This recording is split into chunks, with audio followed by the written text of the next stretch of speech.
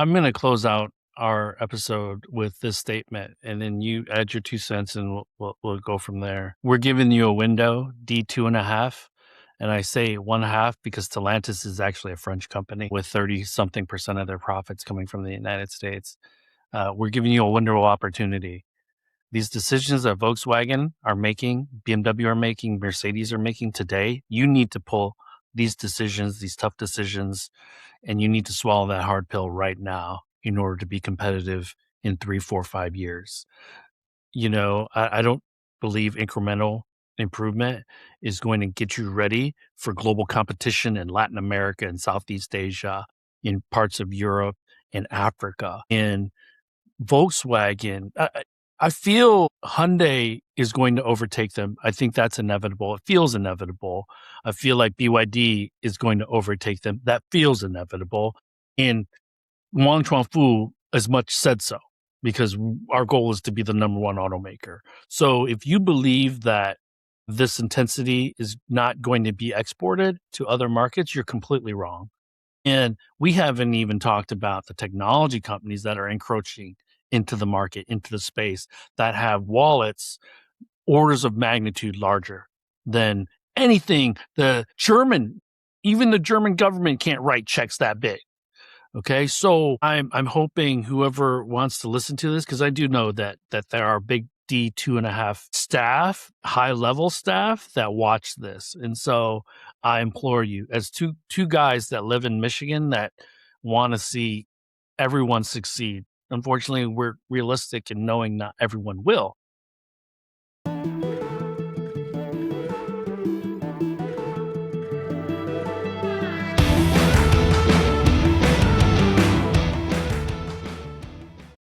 Hello, we are here. Tu Lee and myself, Joe White. I write the High Speed Radio Substack. Tu Lee is with Sino Auto Insights. You can find him on Substack too, talking about all things China and beyond. We're here to do an emergency podcast about the crisis at Volkswagen, which is, you'd think of it as emergency as something that happened like overnight, and as we'll get into it, this is absolutely not happening overnight. Slow burn. Yeah, it's a slow burn, but the the dumpster is definitely on fire. And before we get into that, a quick reminder that nothing we say, especially about a publicly traded company like Volkswagen, should be taken as investment advice. We're just kind of talking about what's going on from our perspectives on sort of different sides of the issue here, different angles on the issue. So, I mean, let me frame this. Let me frame this really quickly. Okay, because you frame it. You frame it. The reason we're having this show today is because I messaged you, and you being the Oracle historian of, let's say, the old guy, legacy automotive dumpster fires. Right. That's been kind of my career. Right. I wanted to ask you, where does this fit among all the dumpster fire? And I'm talking close to death dumpster fires. Yeah. And, So that created this reason to do this. So, and I have an answer for that question. I wrote it, said it, and wrote it in my most recent High Speed Rodeo first, and then I've been road testing it on people who have more inside knowledge than I do, or just as much. And I'm comfortable with what I'm about to say. So what is happening at Volkswagen right now is comparable in many ways, not all, but in many ways, to the situation that General Motors found itself in the late 1980s, early 1990s. And some of our listeners may say, well, wait a minute, don't you mean 2008, 2009, when GM went bankrupt? We'll get to that. But I'll try to do this fairly briefly. Volkswagen, I mean, so here's where the parallel works for me. In the late 1980s, General Motors came under assault from Toyota and the other Japanese automakers who were entering the U.S. market in force. They had these great reputations for quality. They had efficient, well-designed cars, and they had, Toyota especially, but Honda as well, had lean production systems, which allowed them to produce vehicles for something like $2,000 a vehicle less on average, all in, than GM. They could offer more car for the same price and still make money. I mean, again, oversimplifying, but that was the thing. And General Motors management saw this and said, that's a problem. But they did not take the hard decisions, the really hard decisions that would have been necessary to close that cost gap, close the quality gap, close the time to market gap, that advantage that Toyota had. And I'm going to use Toyota, as I almost always do, as a stand-in for Toyota, Honda, the best of the Japanese companies. Nissan at the time was able to do this. They've got their own problems now. In addition, in the late 1980s and early 1990, General Motors was being beaten in key market segments in the United States by Ford. The original Ford Taurus, not the one that people were, joking about as like a stalker car or whatnot. There's some Bill Murray movie where he says, "Why?" He said Taurus. He says, "Why do I have to be a stalker car?" No. The original Ford Taurus was a significant design break and advance from sort of the square, angular, boxy stuff that GM was selling in the midsize car swing. Yeah, and at that time in the 1980s, that car was super popular and viewed as a progressive we owned one thing. My family you own one, so you know what I mean, right? Okay, Chrysler had expanded the SUV franchise, taken the Cherokee that they acquired from American Motors and built that into the beginnings of the SUV craze that we know today. Again, beating General Motors to that. They beat General Motors to the minivan, which in the 1980s was a massive segment, not so much anymore, but at that time. So General Motors had lost the plot, but they could not, did not, would not take the decisions to close capacity, cut costs, cut the workforce that they were carrying, that their sales no longer supported. At that time? They were very global, and the global part of GM took many more years to kind of go away. But General Motors, at the start of the 1980s, General Motors had survived the sort of the gas crisis of the 1970s far better than any one of the Detroit companies. Now, better than Toyota? No, obviously no, not better than Toyota, but they had survived. They had, by 1980, early 90s, General Motors had a significant presence in the European market, significant presence in the Latin American market, some presence through in like Asian Opel markets. And stuff like that, right? Through Opel. In Australia, they had the Holden franchise, and they were significant players in Australia and New Zealand. China was not a thing yet.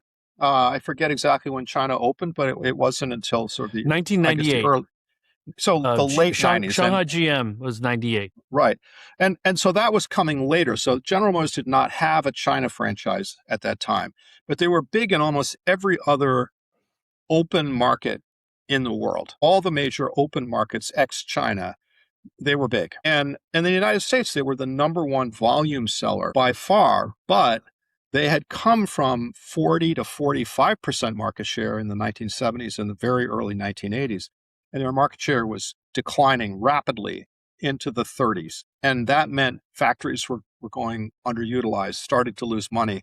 Their small and mid-sized car programs were losing billions of dollars every year. And this was covered up by this profits they made on trucks. But this was just a cancer inside GM. Okay, fast forward. In 1990, let me. Well, no, you got to let me finish. You got to let me finish. Okay. It won't make any sense until I finish, but I'll get there. In 1990, General Motors signs a contract with the UAW that says, "Don't worry, guys and women, we will not lay off we will not lay you off. We will not close factories. We will have a jobs bank where if you lose your work because sales aren't there, we'll pay you fixed labor costs at a high level." Then Iraq invades Kuwait. We go to war with Iraq for the first time in the modern era.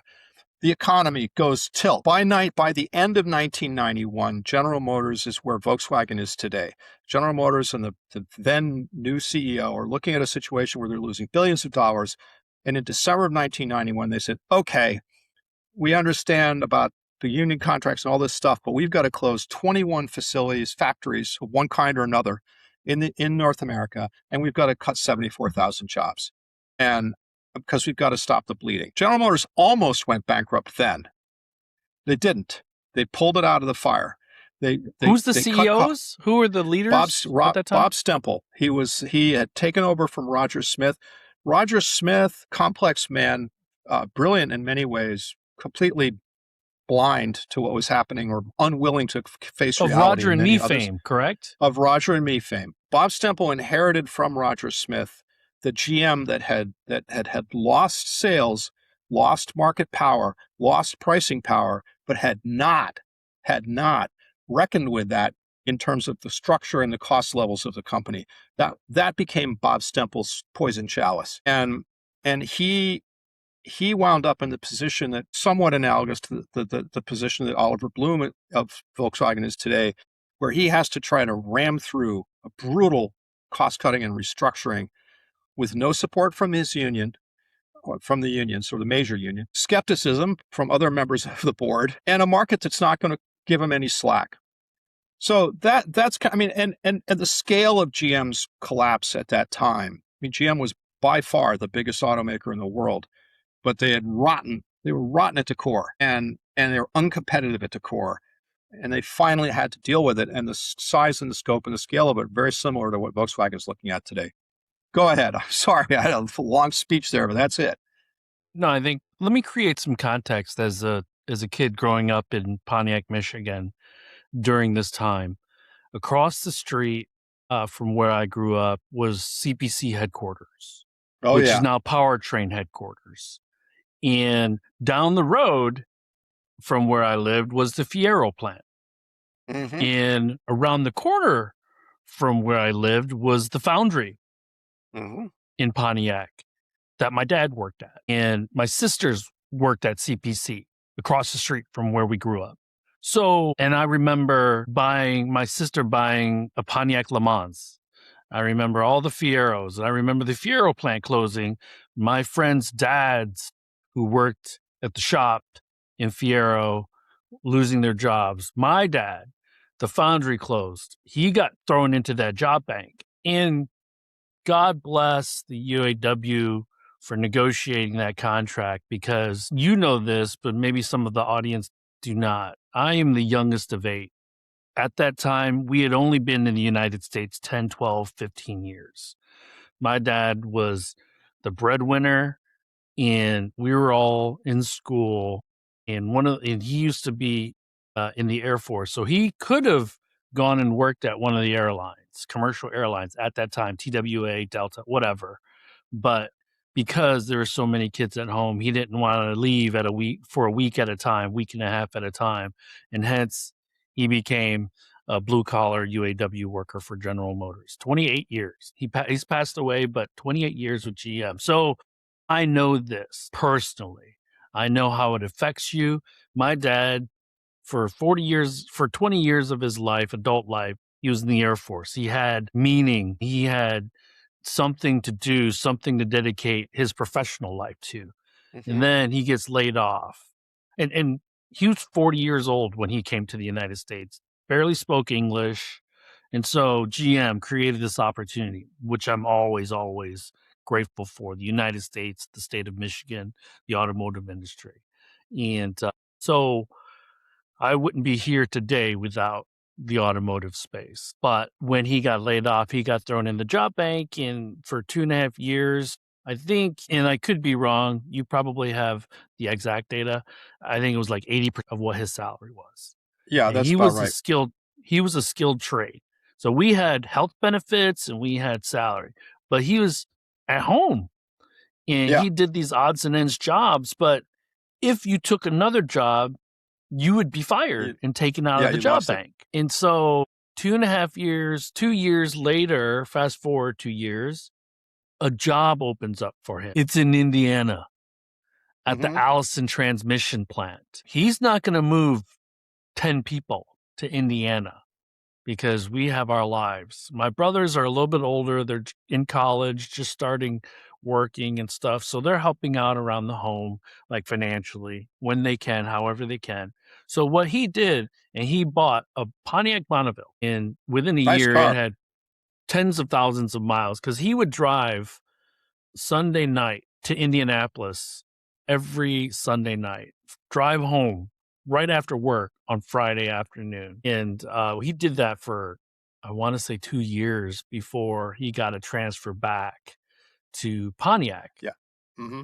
And so I experienced that as a kid, young teenager, and it was a tough time. I know that, and I'm younger, but now that I can reflect on it, I know it weighed on his psyche because Oh, he sure. felt that he couldn't contribute to the family, So Well, and that's. I mean, I think that's the challenge. And let's move forward to Volkswagen just for a second. But that is the challenge, and even amplified, that Volkswagen faces, because Volkswagen. I mean, many of our listeners understand this, but let's just say it for emphasis. In Germany, Volkswagen's role in German society and in the German economy is to create solid, good paying middle class, or if you're an executive, upper middle class or upper class jobs. It's a jobs machine. That's how it was begun. That's what it has always been. They have a 20 ownership stake from the state of Lower Saxony, essentially the government, or a government. It's part of the German government. It's a state, but it's like Michigan owning 20% of GM. Okay. 50% of the board of directors is made up of labor representatives, and their motives and their imperatives are the same as the UAW imperatives, which is to look out for the well-being and livelihoods of people, the German equivalents of your dad, right? And that's their job, that's their role. And so Volkswagen is really, I mean, even more so than GM, but certainly, not less than GM, Volkswagen is really caught in a vice amongst it, or in a bind amongst its stakeholders, right? They the competitive environment, and I want you to come to this in a second, but the competitive environment that they face because of the Chinese competition, especially competition again that they face in China, but also in Europe and in Latin America, that competitive pressure is enormous, and it's transformational, right? You can't just keep doing what you're doing.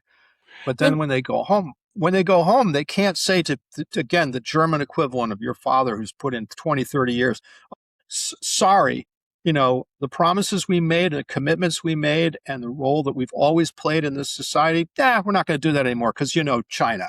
And that's the bind. But talk a little bit and about, and, we'll and, talk and some more about this, let's China assume challenges. that management wholeheartedly wants to provide that safety If they blanket could, for absolutely. Germany. If they could. Like let's be clear on that. I don't think we're not trying to say there's bad actors doing these things. No, What no. I do want to ask before we move on to kind of like unpacking today, Volkswagen, fast forward to 15 years ago, because you had mentioned GM was around 40-ish% market share in the late Mhm. 60s, early 70s, and they got to Even 20 into the something 80s. in the 80s. So now they're less than 20%, 17, Right. 16% market share in the United States. So they've fallen mightily over that period of time, 50 years, Absolutely. 40 years. So can we first talk about your coverage of Dieselgate, or your understanding of that? How was that an existential threat to Volkswagen at that time? Did you feel it was when you were covering it? Yes. And then let's compare that to what's happening today. Because last week, the board meeting, you and I had that show, and we did talk about Volkswagen, but I wanted to deep dive even further to figure Yeah. out, is this survival mode, or is this just another major restructuring that needs to happen, and Yeah. Volkswagen Group just gets smaller? It's both. Let's talk about. I'll say a few things about Dieselgate. So Dieselgate, and again, oversimplifying, okay, but Dieselgate, in where, for people who don't know, I mean, Volkswagen in the 2000s was under enormous pressure, as all automakers were, to cut their carbon emissions because of concerns about the climate and climate change. And they looked at that. They looked at this pressure and this cost pressure, and they looked at the costs of going electric in sort of the early and mid 2000s. And their management concluded that the thing to do was to double down on diesel technology, which they had developed and toned to a fine edge in the European market, because the European market was heavily diesel. Volkswagen had superior. It was a virtue. It was a virtue for them. It was a virtue, and they had highly competitive, highly cost-efficient diesel technology. And they said, okay, fine. What we're going to do is we're going to double down on this technology. We're going to tell the world that this is the way to cut CO2 emissions. You use less petroleum per mile, you get higher mileage, less CO2 per mile. And we're going to tell the world that we can do that while complying with the strictest emissions, particulates and other types of smog-forming emissions, right? The strictest standards that California or the U.S. EPA can devise. That was a lie. They didn't know how to do that. What they did was they rigged their cars using software, the software-defined vehicle, if you will. The defeat system. The defeat system. They used software to when the car would know when it was on a government test cycle, which is very repetitive and routine and very predictable and it's spec'd out. They know exactly what it looks like. And the car's brain would say, "Oh, I'm on a government test cycle. I'm going to, reduce my NOx emissions. I'm going to, combustion is going to be tuned to hit the target. But when I'm out driving in the real world with my customer behind the wheel and nobody's watching, I'm going to, let it rip, because otherwise the performance will be degraded and all that kind of stuff." Again, I'm going to cough up all kinds of nasty stuff. Right. And so they got caught. Okay. It was an independent group. I think. And let's be clear with that. Let's be clear with this. There were bad actors in that. There were bad actors, and ultimately, the chain of culpability went right up to the very top. I mean, there, who knew? Yeah, correctly so. I mean, who knew about this went to the top. They all knew once they got caught. Billions and billions of dollars in fines and compliance penalties and all kind, just billions and billions of dollars. The company had to come up with billions of dollars to fix the problem, to pay the fines, to fix the products, to warranties, redo calibrations so these vehicles could be used. All this stuff. It was a cataclysm. The way they survived it, in part, but the way they survived it was they had, in the early 2000s, up until relatively recently, they had this terrific China business that was spinning off all kinds of money.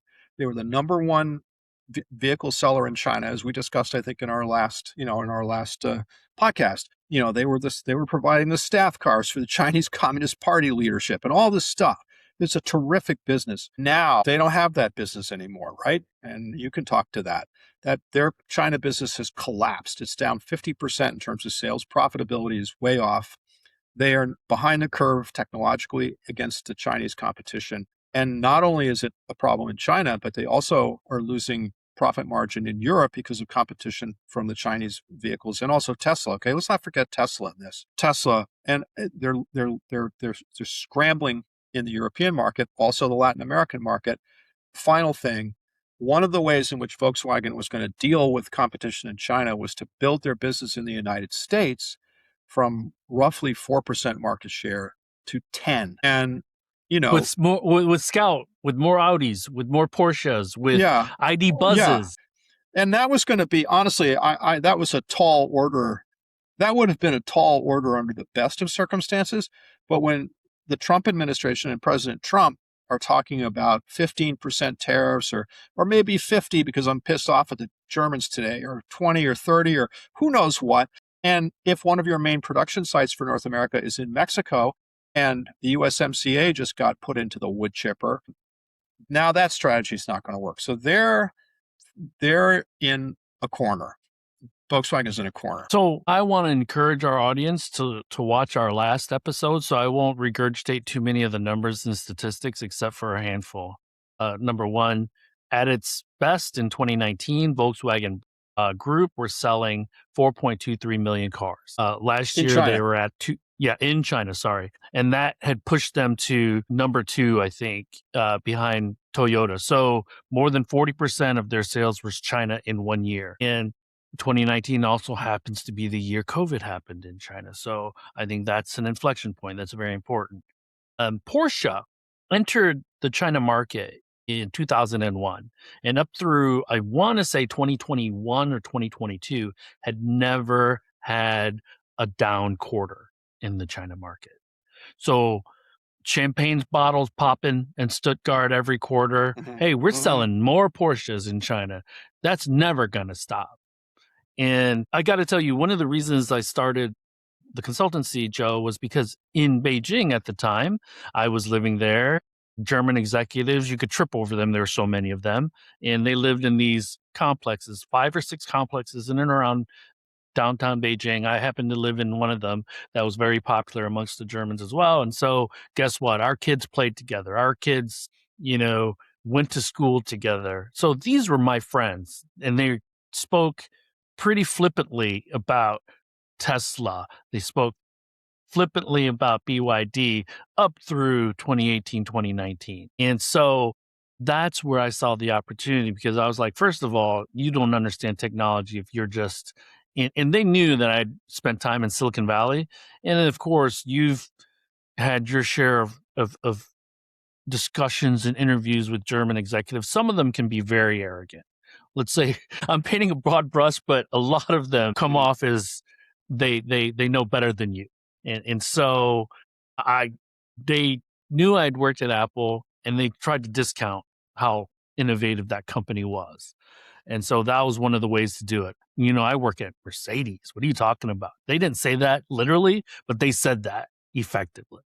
No, And absolutely. And I remember that period and those kinds of comments from executives at those companies. And yeah, they for a long time they didn't think Tesla was a big deal. They certainly didn't think the Chinese companies were a big deal. That's for sure. That's right. well, they laughed at BYD up through 2020, 2021, because when I was living there, stuck there with COVID.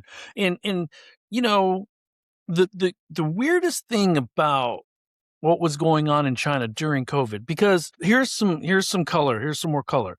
2019, end of 2019, COVID starts to happen in China. And then I get back to China March of 2021 or 2020.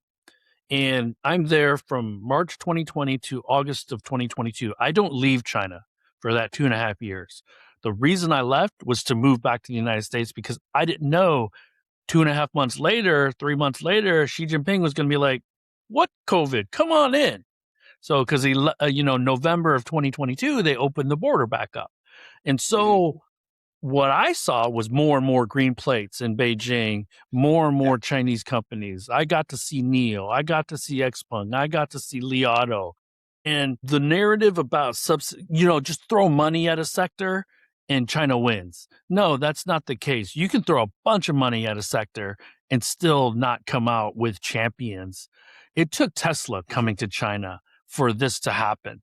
What's Yeah. really, really important to remember is that December 19th, 2019, Job 1, Model 3 rolls off the line in Shanghai.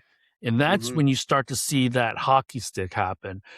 Yeah. Tesla created this environment, brought excitement to the sector, brought recognition, and it brought the level of competition up to everyone. So, Well, and it also developed a supply chain, or helped develop a supply chain. I mean, the more yeah, Chinese suppliers they're began. over 90% local. The Yeah. Tesla So, is and is is sourcing locally. yeah, there's a great book, and gosh, I'm going to forget both the title and the author, but people will recognize it when I reference it. There's a great book, relatively recent book, about how Apple, going into China Oh, helped to Patrick build. McGee is That's the it. writer. Thank you, Patrick McGee. Fascinating book. I read it. That Apple going into China helped to develop the battery and the sort of electronics manufacturing, electronics technology sector, or accelerate development of that sector in the Chinese market. And I think Tesla has done something quite similar for electric vehicles, both in terms of being an inspiration, but also in just terms of literally, empowering technology companies in China to learn how to do that technology, with the government, obviously with the government providing a big push. And all of that, to come back to Volkswagen, all of that is now part of what is causing Volkswagen such heartburn, because they didn't respond to that threat in time.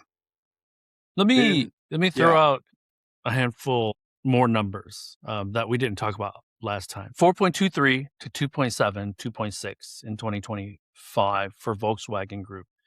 In between that time frame, BYD went from 460,000 units in 2019 to 3.5 million in China in 2025. Geely went from 1.26 to 2.6. I'm not saying directly that BYD and Geely are the only two that took share from Volkswagen Group, but those numbers, if you add them all up together, that matches that delta, that negative Right. delta that Well, and Volkswagen at the same has. time, and at the same time, the broader Chinese market, all 20, whatever it is, 25, 23, 25 million vehicles, has gone from, low double digit or even less. I mean, I guess if you go back to pre-COVID, low double digit, you know, EV share to half or more than half EV share, correct? I mean, it's more than half EVs, or that market has gone half, is more than half Yeah, electric if you now. include plug-in hybrids, it's over 50% take rate right Okay, now. so it's over 50% electric. And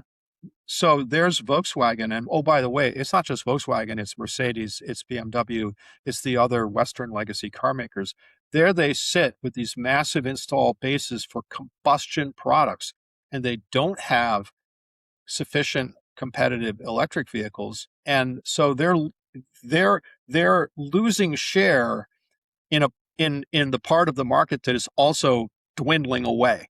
So they're just driving down to a point. Every negative aspect is amplified in the China market for the Germans. And I'm going to put some words in your mouth. When you say Toyota, you kind of mean the Japanese legacy automakers. When we say Volkswagen Group, you can extrapolate that out generally to Hmm. Mercedes and BMW. Hmm. Okay. Yes, now Because you can. That's right. Volkswagen Group includes Audi and Volkswagen brand. So let's just say the German companies, whenever we say Volkswagen, general terms. And what they've tried to do to stop the bleeding, Joe, is partner really, really quickly with Chinese companies. And in Volkswagen's case, they actually opened the checkbook Hmm. and bought 5% share of XPeng. XPeng is in recent quarters has been doing gangbusters in Yeah, China. yeah. This week, I was supposed to go to Munich, did not go, but they're doing a global launch of one of their vehicles, the MO3, the LO3, the Mona MO3. But anyways, And let's so underscore that they're doing that launch in in BMW's Munich, hometown. Okay, so like, hi guys. and you know, I feel this is a little out of scope, but I showed you that the Mercedes CLA, which is effectively the electric version of the C class, Hmm. in China is starting at less than 45,000 US dollars. And it's a 300,000 RMB price point, which symbolically for Mercedes, who is always leaned into being this premium automaker, Hmm. that's got to be humbling. And BMW Yeah, and I think you also also shared though that out of the box, that car is not selling very well, at least not initially. no, and I overestimated because I said it's selling in the high hundreds. It's actually 1 month it sold double digits, and it's Yeah. selling in the low triple digits. And so we point back to the capacity because automotive space is all about capital expenditures, making sure factories are utilization rates at around 80% minimum, 80% minimum Minimum. before you make a dollar of profit. Okay. And it's more complicated in China because everyone has a joint venture. Okay. So it is also about labor, but it's also about this partner that you have that maybe does not want to close that factory, especially if it's in their home province. Okay. Maybe they don't care about it as much if it's in a province that isn't where their headquarters is. So for SAIC, anything in Shanghai, they want to protect because they don't want to Yeah. lay off Shanghainese people. So Well, and that's a big. I mean, one of Volkswagen's main partners in China is Shanghai Automotive Industry Corp, which is this state-run government controlled party controlled automaker that also has an alliance with GM. I mean, I think the tough thing for Volkswagen is that, okay, so you talked about the Chinese problem. mean, so if you're Volkswagen and you're looking around for where's my lifeboat? Where do I get it? Where can I get a lifeboat that's going to sail me away from this shipwreck, without us, meaning management in this case, having to do terrible things that are going to be that the people in German society aren't going to want us to do. And that's the thing. And again, I mean, back to GM. I mean, they didn't have a lifeboat ultimately. I don't think Volkswagen has one either. And I think that's what Oliver Bloom, the CEO, and Arno Antlitz, who's the CFO, CFO. who's been kind of on in his job longer than Bloom has been in his job.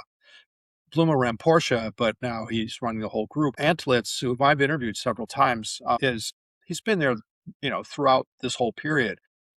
And I mean, I think they are now looking around and saying, our room for maneuver to avoid, painful, cataclysmic restructuring is gone.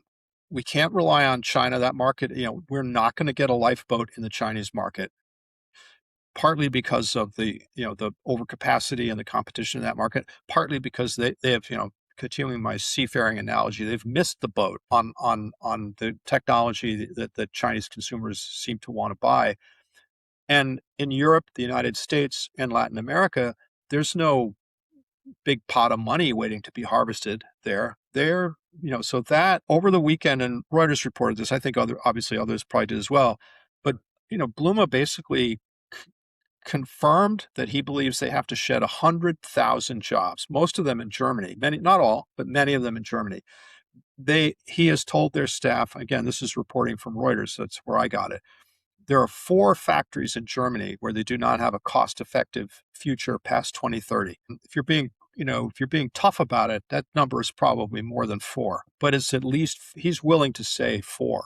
The question now for Volkswagen, and back to the GM analogy, is, will they be allowed, they being the management, be allowed to do what they believe is necessary to secure long-term survival? Or will the unions and the government shareholders and board members basically say, as they apparently said last week, we're not going to get behind this. We're not, sorry, Mr. Bluma, we're not going to support your restructuring plan. That puts him in an impossible situation as a Impossible. CEO. Absolutely impossible. He knows what he has to do, or he believes he knows what he has to do. He probably has to do more than he's said, but at least He that needs much. to do more. He needs to do more, but at least that much to get the cost base back under control, so that they can have the capital to fix the product and technology problems that I know you've been writing about for years, about their deficits in that area. And my question, my question is, will Oliver Bluma and the people around him be given license to do what they believe has to be done to stabilize the company's finances? Or does the board basically say, sorry, man, we hear you, but we're not going to support your program? And at which point, he may be out. And he would be one of a series of Volkswagen leaders who have tried to reckon with their problems, their competitive deficits and issues, and run into a brick wall. Herbert Diess, who was predecessor CEO, he basically was forced out because the labor side said, we hear you talking about, massive restructuring and emulating Tesla and all that stuff. No, we're not going to support that. We're not going to give you their votes. So it's a real crisis. The irony of Adis was, he's what, 5-6 years ago now, I think, and he was saying the right things. Yeah, sure. But there's echoes of Jim Farley 3 or 4 years ago saying similar things about Ford. Jim Farley was not thrown onto the chopping block, but the unions did not like what Diess was saying. No. And I think there was a bit of denialism in Germany that it can't be that bad. It can't be that bad. It is that bad. No, it is that bad. It is that bad. They're not losing money yet. They're not losing money yet, but they have large chunks of their operation that are not competitive, and they know it. And I want to also emphasize, Joe, I don't remember what that ratio is, but if there's 100,000 Volkswagen jobs that need to go away, there's 2 or 3 other jobs that are associated directly to the automotive space that are also going to get lost at the tier 2, tier 3, tier 4 level. Absolutely. Supplier, the restaurants that support those communities, the Yeah. police, and like everything, the infrastructure, the apparatus that supports that factory, and the suppliers. So this is not a clean 100,000 people No, are going to lose a no, job. it's more than that. And again, I mean, I'm gonna, I think I've been talking like an investor, or trying to think and talk like an investor for much of this podcast. Now let's go back to sort of putting on your hat as, as a someone who's supposed to care about what happens to people, right? You are absolutely 100% correct. If Volkswagen sheds 100,000 jobs, and this again is Oliver Blume's, this was in their public statement, Volkswagen's public statement. They want to cut their model count by 50%. 50. So on the one hand, what that tells you is they've got 50% more models than they really know what to do with, and then they can effectively sell, Or can and market, or or feel can that they can market market property. effectively. And whoever let that happen, that's a whole thing, because that's a pretty stunning admission of kind of losing control of your product strategy. Fine. 50%. Well, who makes the badges, the parts, the seat covers, the dashboards, all the stuff that differentiates those? If your job depends on building or producing components for one of those models that's going to get slashed, to your point, what happens? What happens to your community? What happens to? Let's go back to GM just for one beat. We saw this happen in the United States as GM has downsized and shrunk and become, something far less than the dominant, all-encompassing manufacturer that it used to be. Look at the communities that have lost jobs. I mean, these communities in central Indiana where GM used to make all these parts and radios and all kinds of stuff, they've been gutted. Look at Flint. Look at Flint. Look at Flint. Look at Flint. Now, Flint is lucky they still have a heavy-duty truck assembly plant there, which is great, and it's going to provide a good living for a lot of people, but nowhere near as many people as used to work in Flint. It was tens of thousands, and those jobs are Maybe gone. the non-Michiganders don't know this, but it used to be called Buick City. Yeah, yeah, yeah, and I don't believe they make any Buicks there anymore, and Flint is a shadow of what it used to be. And Flint was General Motors Wolfsburg.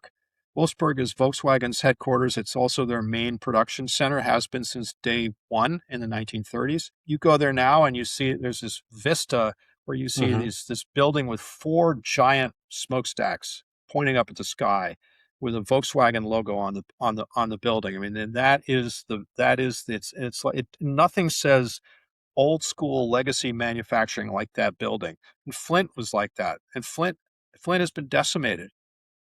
I'd referenced Roger and Me earlier in the show, and this documentary is about all the jobs being shed in Flint and the effects to the people of in the community there. And so, we don't have to dive too deep into this, but what does if I'm Bloom internally, because we're speculating completely, what does survival look like? What does me coming out of this looking whole or being whole, what does that look like?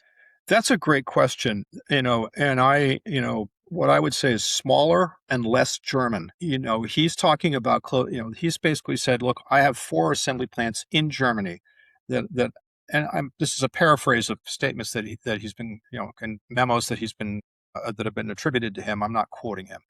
But he's basically saying, look, I have 4 plants in Germany at German labor rates, and with, the production, the destination for this production that I can't justify. I can't justify. I don't know how to make them work profitably anymore, unless maybe I bring in Chinese designed product and build that in Europe. And that's a whole nother thing. But I think smaller and less German. And how much smaller is the question. 100,000 people, as we've said, is an enormous reduction. 50% less in the way of models is an enormous reduction. I will say this: importantly, let me add to that. When you say 50% of model reduction, we don't know which brands that he's talking about. No, and apparently, by the way, I don't think they know internally at Volkswagen. I mean, he said he in this memo that Reuters reported on. I mean, he said, "Look, we're still developing the plans," and that goes back to the General Motors or parallel in 1991. I mean, they did something that I think no other car company would ever want to do again after having seen how terribly this worked out for GM. They were under such pressure. General Motors was under such pressure from the investor community that they said, well, we're going to close a bunch of all these plants, and we have two big vehicle assembly plants, Willow Run and Arlington. Willow Run in Michigan, where they used to build bombers, or the government I guess Ford and the government built bombers during World War II. It's the arsenal of democracy. And Arlington, Texas. We have these two assembly plants. We don't know which one we're going to close, but we're going to close one of them. And they did a public, competition essentially for, like Survivor. Game Who's of going to Thrones. survive? Game of Thrones. Absolutely terrible for union relations, public relations. There was no relation that wasn't hurt. And for by a this. Detroit automaker to pick Arlington to keep open as opposed to Willow Run. They picked Arlington to keep open, and Arlington now builds Escalades as some of the most profitable vehicles that the company makes. SUVs. So that worked out for them. SUVs. Willow Run is closed. Point is, I think Volkswagen is in somewhat of a similar bind. They don't actually have a fully formed plan. The leadership is trying to figure out how do we exit this box, and I do wonder whether one of the next things that's going to happen, and it will be very difficult for the German government to do what I'm about to say, because the EU, and frankly, partly because of Germany, the EU has lots of rules against bailouts and subsidies for companies that are in trouble. But you do wonder if the German government is going to just simply stand by and let so did the United States, I think. Yeah, in 2008. Well, we had customs that said you don't bail out large companies until we did, right? And we bailed out Chrysler and we bailed out GM, and we're bailing out Intel, today, and so on and so forth. I do wonder whether the German government is going to stand by and do nothing while the company the size of Volkswagen, and as you said, the other automakers besides, and all the suppliers face this existential crisis. I mean, they're going to be profoundly different companies when they come out of the other side of this. Does the German government, does the EU just sit on its hands and say, let the market do its worst? That's capitalism, baby. I don't know that that's going to happen. I think that's to be determined. But I would not bet my last dollar that the government of Germany will sit by and let market forces do whatever the heck they want. Let me add a little more color. These brands that Volkswagen has in China still haven't found a bottom. They're still reporting sales losses. And it's difficult to put together a restructuring plan when you don't know how far the bottom is yet. That's right. Some of the things that are happening that create anxiety, uncertainty, management, confusion, Rivian and Volkswagen culture clash in the United States. So, can they work together with external partners? Number one. Number two, they've created this China for China team in Hefei that is now moving faster than the mothership in iterating. Okay. Can they swallow enough pride to say, we're going to do it the way China does it? And that likely means more layoffs. That likely means more reductions in cost savings. And then, the Chinese, we've seen what they're capable of in the China market. Well, guess what? They're exporting and are building more and more outside of China. So guess what, Volkswagen, to your point, they have no pressure release valve, because the vehicles that they compete against, a handful, not as many in China, but the successful ones are going to make it out of China and into the successful ones Europe. will make it out. Yeah. That's right. The competition won't be as intense, but it'll be there. Yeah, I agree. And so there's no real refuge there. And I would say, we can turn, head into the last turn here on this. But one thing that I was thinking about when I was writing about this in my Substack yesterday was, if you are a U.S.-based auto executive, the Detroit-based CEO, or frankly, even Rivian or Tesla, you better watch this episode. Well, right. Watch this episode. We'll be happy to hear what you have to say. But I would also say this is obvious. They are, I'm sure, watching with keen interest how Volkswagen and BMW and Mercedes navigate the crisis they're in, because those German companies are living out in live action the alternative reality that the US based companies would be facing if it were not for 100% plus tariffs, government policies that effectively bar Chinese produced vehicles, or with vehicles with Chinese developed technology, from coming onto our roads. I mean, they just tossed Polestar, or appear to have tossed, but we talked about this, Polestar out of the market, or maybe Polestar just left, who knows. But the point is, the United States market is sheltered. European market really is not. And if you're watching Volkswagen now, you're seeing a live action experiment in what it is like to be a legacy Western automaker in a market that is not sheltered. And it ain't pretty. So I do think that, it wouldn't shock me to learn, I have not learned this, but it wouldn't shock me to learn that as people are running around in Washington, D.C. advocating for these bills to keep Chinese automakers out of the United States market, that they point to what's happening in Europe right now with Volkswagen and say, do we want that happening here? And, do another episode about whether free trade is great or not. But I think that is absolutely going to happen. I think that's one of the effects of this politically in the United States. I think Volkswagen becomes, the poster company for what happens when you just let Chinese automakers in and let the market do its magic. It's not pretty. I'm going to close out our episode with this statement, and then you add your 2 cents, and we'll go from there. We're giving you a window, D2.5, and I say 1/2 because Stellantis is actually a French company with 30-something% of their profits coming from the United States. We're giving you a window of opportunity. These decisions that Volkswagen are making, BMW are making, Mercedes are making today, you need to pull these decisions, these tough decisions, and you need to swallow that hard pill right now in order to be competitive in 3, 4, 5 years.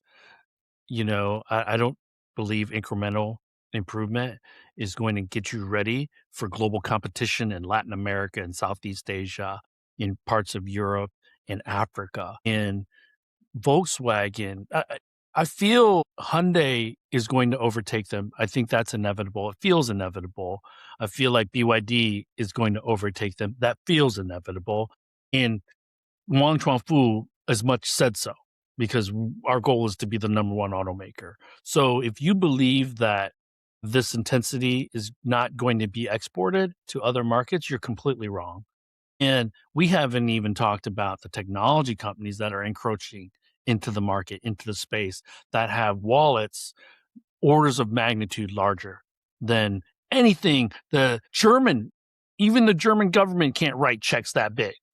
Okay, so I'm hoping whoever wants to listen to this, because I do know that there are big D2.5 staff, high level staff that watch this, and so I implore you, as two guys that live in Michigan that want to see everyone succeed. Unfortunately, we're realistic in knowing not everyone will, but I'll end it on that. Joe, did you want to add anything to that? No, I couldn't do it. I think that's the way to end it.